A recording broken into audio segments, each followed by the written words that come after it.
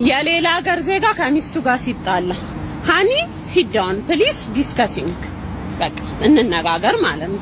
የኢትዮጵያ ወንድስ ደሞ ጀመረሽ ነጋልሽ ለጭቅጭቅ ቆርቆሮ ይሆናል ስምሽ ማሬ ስኳሬ ይቀርና ማለት ነው።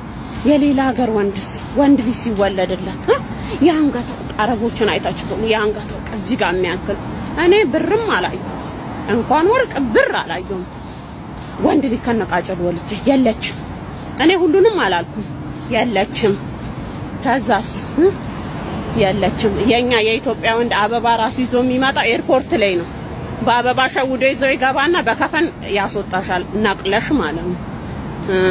ጥርግ ለማድረግ ማለት ነው። ሁሉንም አላልኩም እና ቼንጂንግ ቱ ማች ቼንጂንግ እኛ ሴቶች ተጎርተናል። እኔ አሁን ብዙ ነገር ሳይ እኛ ተጎርተናል። ወላ ወርቅ ወላ አበባ